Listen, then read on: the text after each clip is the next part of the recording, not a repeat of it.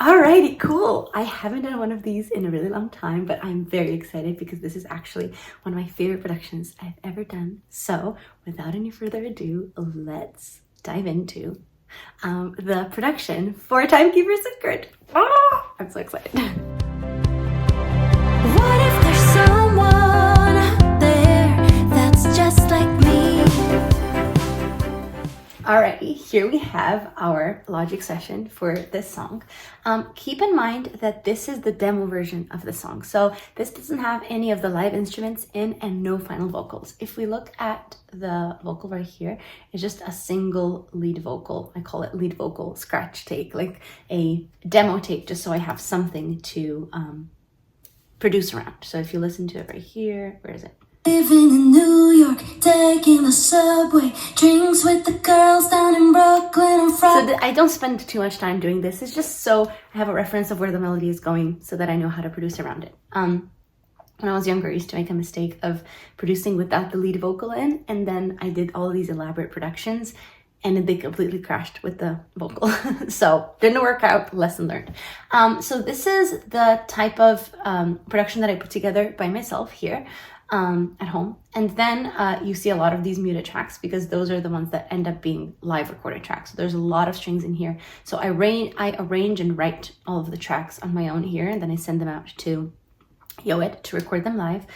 Same with the bass right here that you see is muted, and the drums. And this song actually also has guitar in it, but I do not know how to play guitar, so I literally just did one single take of like a very, very terrible MIDI like digital guitar, just so Victor, who recorded the final guitar in the song, just so he knew where to play guitar. Like if we listen to it, it's terrible, right? It doesn't sound like guitar. It's not meant to sound like the guitar, but it's more there to give Victor an idea of where I wanted him to place the strums and where not to play.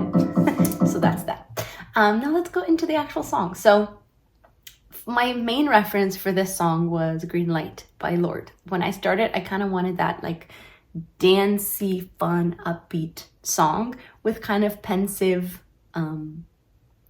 sort of unusually non-dancey lyrics, right? Because it talks about quantum mechanics and parallel timelines, but the song is something that you can easily dance to around your room. So that's why I wanted to start the song with just these very settled piano chords. So it's not doing anything fancy. At this point in the song, you don't even know what the speed of the song is going to be, which I kind of like. So it's just, I just play these general piano chords, nothing fancy about it. And they're on a Steinway grand piano. It's like basically a sample in Logic, a sound. So that's it. And at this point in the song, the lyrics are also very ambiguous. It talks about, maybe I'm living in New York, taking the subway. And at that point, you don't know where the song is going to go. You don't know what the song is going to be about. You're just describing life in New York. You don't know what the speed of the song is because you just have those piano chords. And I kind of like that mystery. Like at that point of the song, it could go anywhere. And so it's not until the second half of the verse where the beat starts to come in that you kind of start to get a sense of what the song will be. But I like the sort of mystery, the unknown that this song has.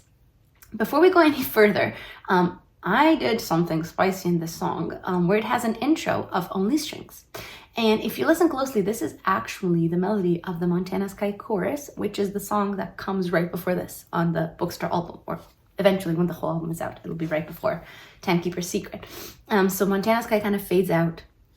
And I like the idea of going from that fade out into a beginning of Timekeeper Secret that kind of mimics that melody. So this is the intro. This is all digital strings. Oh, no, there's one more pizzicato loop in here. There we go. Right here. And a little tremolo and a trill. Wow, there's a lot more than I thought. Okay, we're gonna do that again. So here's the intro.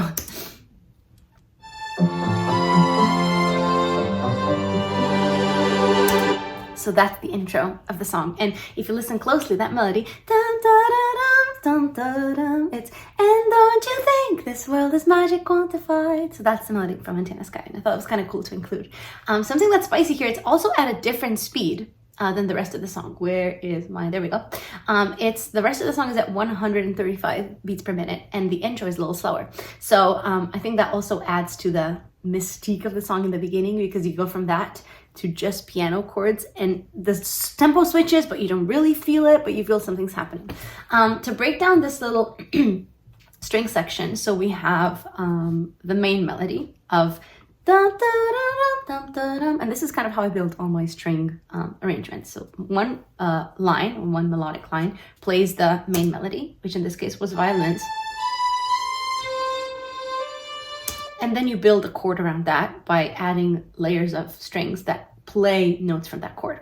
So we have one violins that are doing this. And then we add another layer, harmony to that.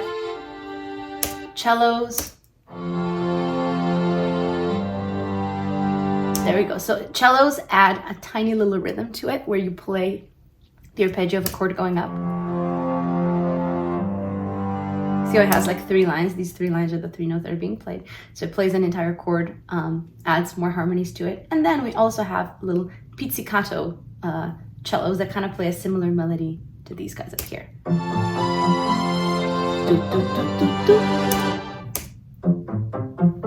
Just an arpeggio of the chord. And at the end, a little tremolo strings. Tremolo is when they play when they play really fast with their bow. I don't know what that was.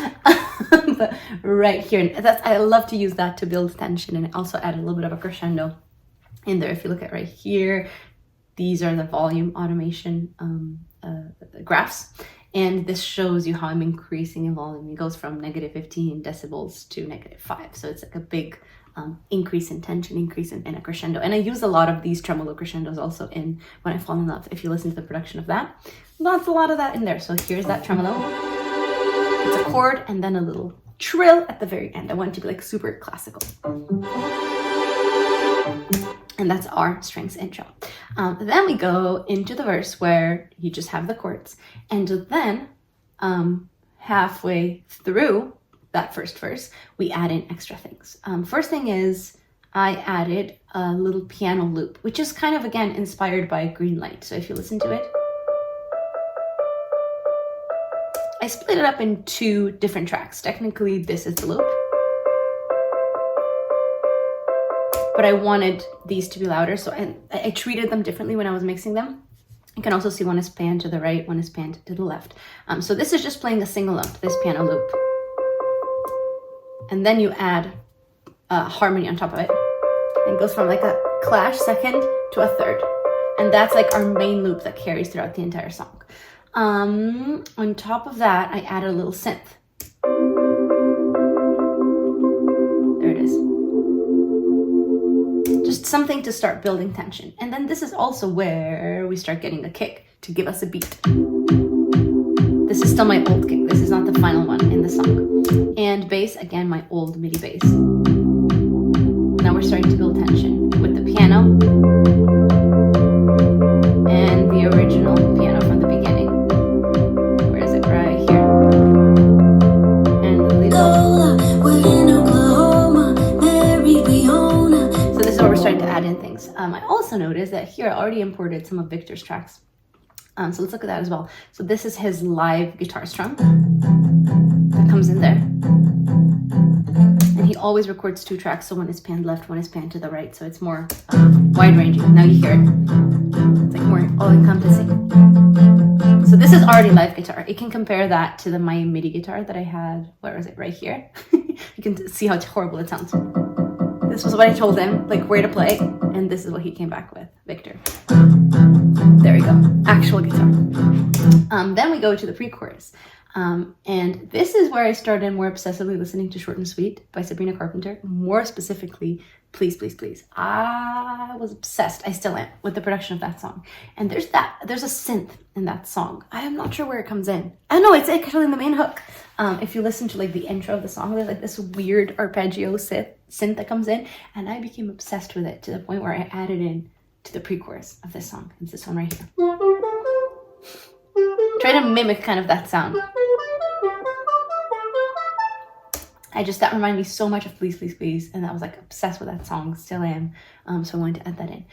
The whole thing with the verse and pre-chorus, the harmonies don't really change. And basically all of these loops just keep going. I just keep adding layers to it. It's not like the progression changes or the production changes, which it sometimes does in some of my songs. But in this one in particular, the idea was to keep building and to keep going with the same pattern, but adding things on top of it. So this was the synth that I just played before, right here. But then the rest of it stays the same from before.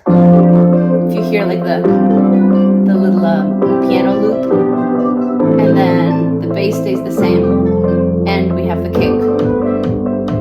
So that all stays in. One more thing that I added here were a little bit of strings to start adding in some strings back in from the intro. And a harmony to it.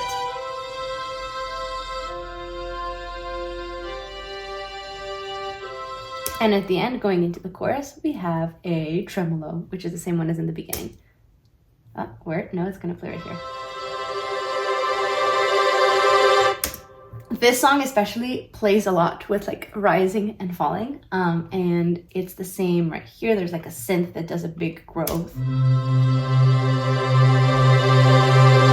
I wanted it to feel like you're building up all of this tension, and then it gets released in the chorus where it like suddenly drops in instrumentation a lot.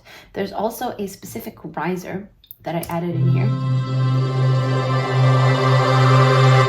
and a bass that again adds to this. It's simply there. You can see it just here in this one section in the pre-chorus. I love this one. This one's my favorite. It's like super distorted, and it's something that when I was younger I would have never used because I thought it was going to clash with the production, but it's more there for texture and for energy. So if you listen to just that, like it sounds so rough on its own, but when you put it together with the other like riser sections of this production, you can really hear how it builds tension as opposed to like clashes with it. Where we go, right here, and you can hear it now. Yeah, I loved that. I was really excited when I came up with that. I was like, yes. And then the chorus is where I really started to play around with the idea of parallel timelines. How do you, like, something that's been a big goal for me in these bookstore songs is, how can I take whatever the topic of each song is, the lyrics, and how can I parallel that same storytelling in the production?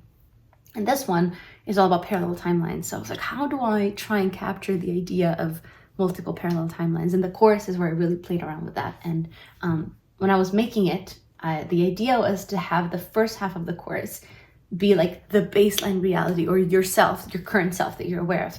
What if there's someone out there that's just like me? And if that's just one girl, I wanted the production to be super sparse there to make it feel like it's just one single timeline. So that's all we have. We have a piano loop, we have a kick, and we have a bass. Very stripped down, especially from like the lush growth that you had in the pre-chorus. You can see the sections up here, like at the top, intro, V1, pre-chorus 1, C1. That's what I titled them, just so I know where I'm in the song. So this is sort of a variation, this piano is a variation of the loop that I have in the verses. Once again, if we like look into it more closely, the bottom note stays the same. It's all just C, C, C, C, C, C, C, C, and the top you go A, G, what is that? I don't know, F, E, F, E. Oh, that's what it is. You're just going down the scale. I honestly did. Sometimes I just like write as I go on the piano here, and then I don't like go back and think about what notes I used, but it's literally just going down the C major scale. A, G, F, E, F, E, D, E, D, E, F. Is it F?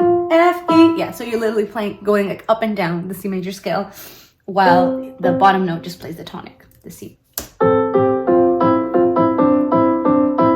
And I like this rhythm. This is again inspired by Green Light. And it's a variation of this verse loop that we had, right? I wanted to keep that same idea, but diversify it a little bit. This, so that was our verse loop, and this is our chorus loop of the piano.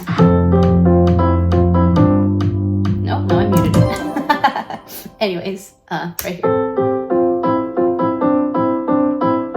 Cool. Now we get to perhaps my favorite part. This is where I had the most fun. So we go from a singular timeline right here. What if there's someone out there that's just like me? And then the second half of this production, which I knew had to be an instrumental because I had no lyrics or melody there, it feels almost like a response to that question. And the idea was to try and capture like an infinite amount of parallel timelines colliding with one another and crashing into one another. So it goes from like something super composed, a singular thing, super minimal, into this massive cacophony of sound and timelines. And so my favorite part about how I tried to achieve this were these really, really super fast synths that play the same melody, but in different octaves and in different sounds. So it's this right here. So it's literally just a C major chord, right? Let me double check. Oh yeah, it's literally, no, it's C, E, D. So yes, it is like part of the C major chord. So G, E, D, G, E, D, G, E, D, G, E, D, G, E, D. That's all it does. And then I layer that in a couple of other synths. That one's a little bit more distorted. Then we have this guy, which was my super high-end part. And then there's a harp that I also added playing this exact same melody. Because I needed something twinkly to almost sound like sparkles, and that was missing from the other ones. So when you layer them all together, I wanted it to sound like super chaotic and overwhelming. And some of them also have like delays and reverb on them. You can hear it now. It's still like happening, and it like feels like it's alive. You know, like it's not, the sound doesn't end once it stopped playing the note, but there's like still residue after it's done playing. And then in the same part we have a piano loop that's actually the same loop from the verse. Dun, dun, dun. Oh wait, I should probably mute these guys so that I don't. Right here. So this is actually the piano loop. The piano in the chorus goes from a specific chorus loop right here into the verse loop, high and twinkly back to the low one, and into the high one right there. So it's a super dynamic chorus. There's so much happening. Rather unusual with the amount of parts that it has, different parts. And then is there anything else spicy that's happening? Oh yes, I have this another really deep distorted synth lead. I think that's this one. Yeah, right here. This was another one of those, kind of like the same one that I used for the riser in the pre-chorus. It's something that on its own sounds like it would not fit at all in this song, but it creates like so much energy in this section. It's like a super distorted synth, just playing one note. It's just a tonic. It just plays the C. But because that C clashes with what the other melodies are doing, it kind of creates this cool, overwhelming sensation. There we go. So into,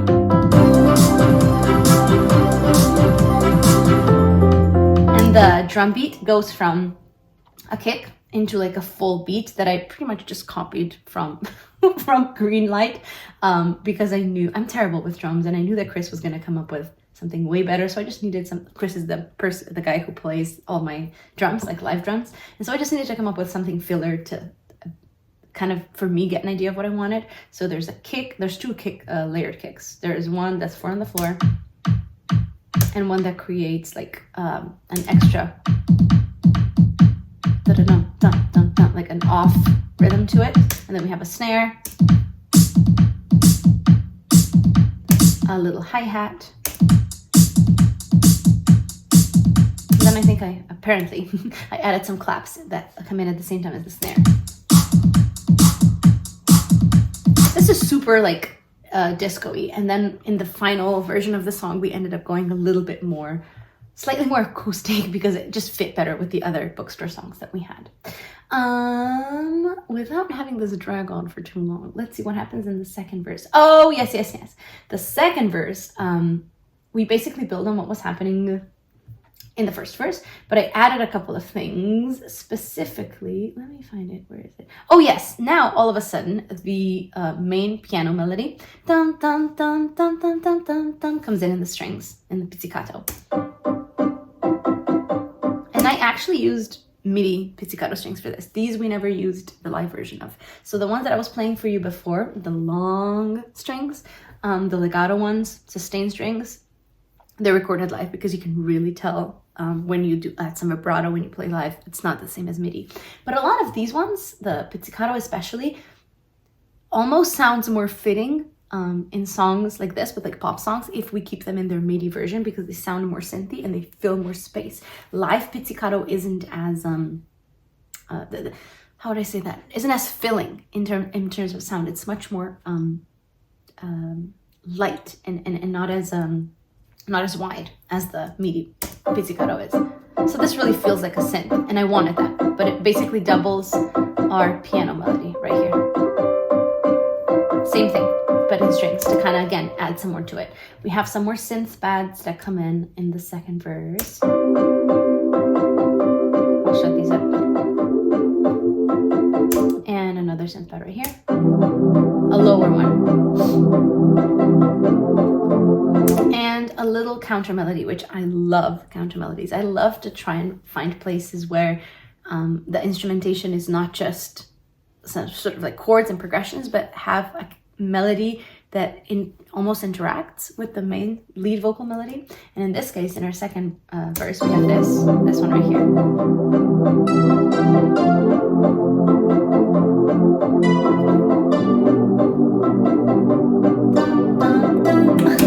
So basically I do just like improvising on the piano, and I see what works. And then we have a little transition into our ballerina section. So I wanted something to lead us into the next section, because my idea for the ballerina part, this is maybe I'm a ballerina at the Paris Opera. My idea was to create, like, to drop the drums entirely and almost make it feel like a classical music score. So to kind of, again, play on the idea of her being a ballerina. We have this little harp that comes in. Let me mute the rest so you can hear it.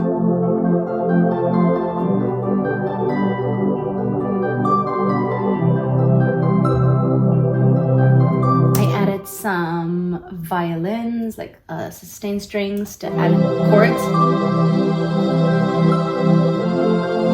harmonies with the cello.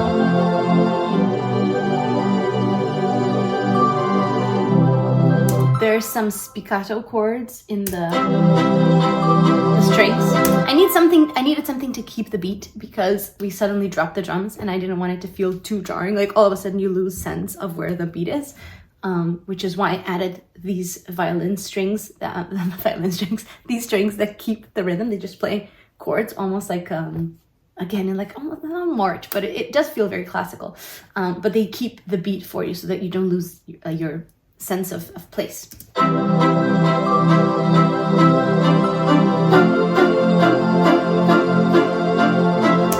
There we have these little pizzicato melodies. So these kind of play with the harp here. Do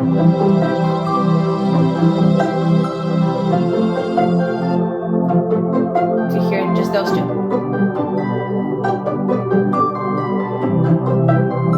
So these are just, you hear the notes are going up, the notes are going down, just playing arpeggios of the chords there in this section, but to kind of counteract what's happening in the harp. What else do we have that's fun?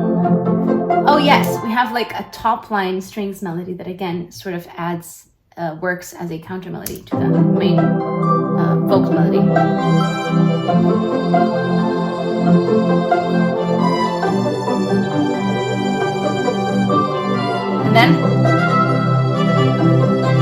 And that's the melody. Da-da-dum, da-da-dum, da-da-dum. That's what takes us then into our next chorus.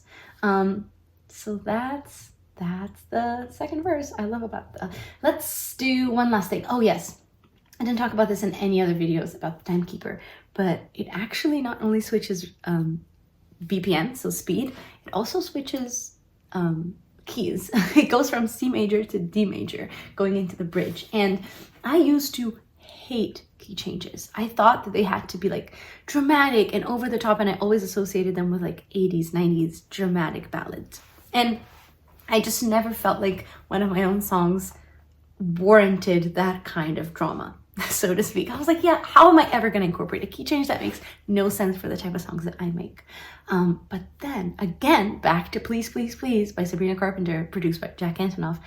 And I was watching this video about him describing the song. He was like, oh yeah, actually in the second verse we do a key change. And I was like, whoa, what? Because when I was listening to the song, it wasn't obvious. it felt like something changed, like there was a change in energy and in emotion, but I couldn't pinpoint it. Even as a musician now, maybe I should have, maybe this is embarrassing, but like I did notice that there was a key change in there, and I was like, whoa, key changes can be subtle and they can be used as a device to help with storytelling and emotion, and that blew my mind completely. Completely changed my perspective on key changes and how I view them and how they can be used. And so again, this was around the same time I was making this. So I was like, why don't I try and implement this idea of key changes as energy building?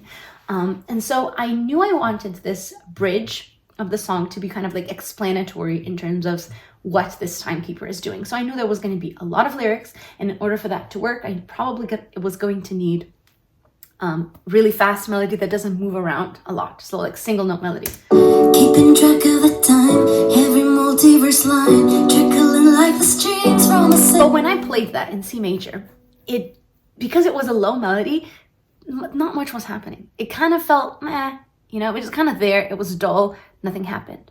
But then I was like, what if I do a key change there? And by changing the key to a step higher, the melody will lift too, and it won't feel as meh, as dull, as uneventful as it did in C major.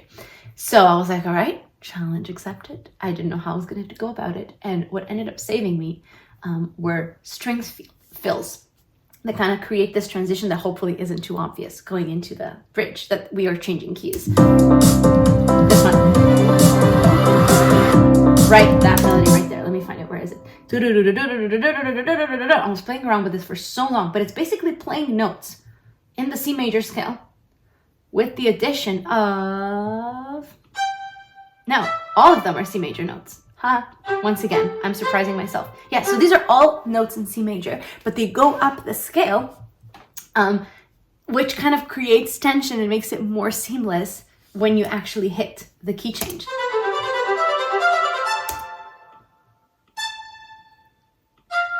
Yeah, so the last note that we hit is an A. And A is the dominant, so the fifth note in D major, which is then what we start the bridge on. It's like announcing officially that we're now in D major.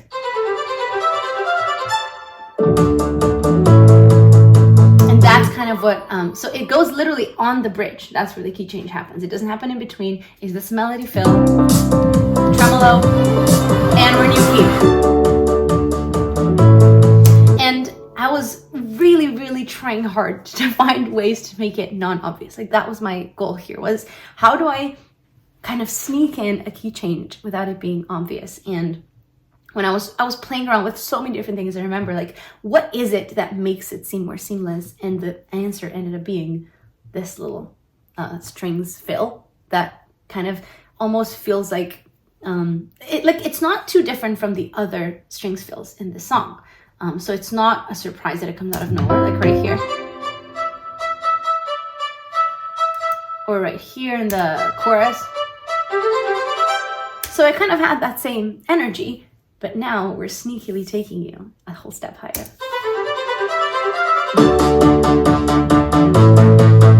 So from here on out, there's two basses, that's why it's so loud. There we go.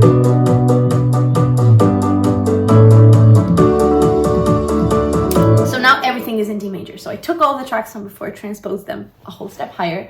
And this bridge almost feels like a breakdown that we then build on top of. So you're talking about the parallel timelines, and it feels like with each new, it's like almost like you're breaking down the theory of quantum mechanics and you describe it level by level, like step A, step B, step C. I don't know why I did that. Maybe step 1, step 2, step 3. And they're all built on top of each other. So as each new section of the bridge comes in, I added more melodies to it. So first it's just piano just doing a bass line, basically. It's playing the same note.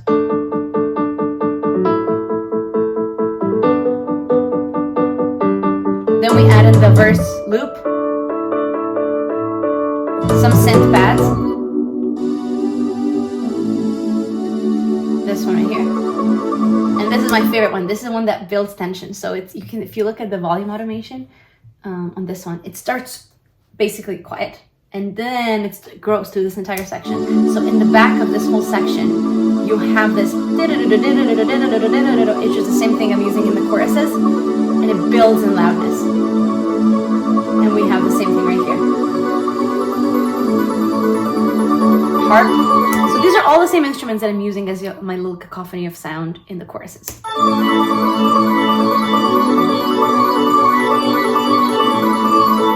So it's like all the timelines coming together and colliding. It's the same melody from before, but it's recontextualized because now we're in a different key. The melody of the vocal is different, so I didn't feel too bad about using the exact same pattern. It almost felt like it was connecting the two parts of the song.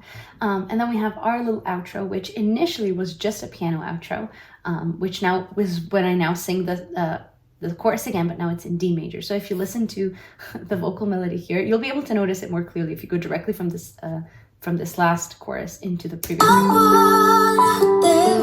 That's just like me. versus this one. Where is it? Right here. Someone out there that's just like me. And here. There's someone Higher. out there that So it was kind of like jarring going back and forth between the key change, and this was like C major and D major when I was producing it. I was like, oh, this feels so weird and so awkward. But thankfully in the final song, it doesn't feel as jarring because like you kind of travel and move with the song. You don't skip back and forth between the two parts. But that's that. That is how I produced Timekeeper. I know it was a little chaotic. I haven't done one of these in a while. So do tell me how you feel about this format. Do we like this? Do we vibe with this? And if you have any questions about the song or like the production that I didn't talk about here in this video, drop them below. I hope you enjoy the song, and yeah, let me know what you think about this type of video. All right, bye!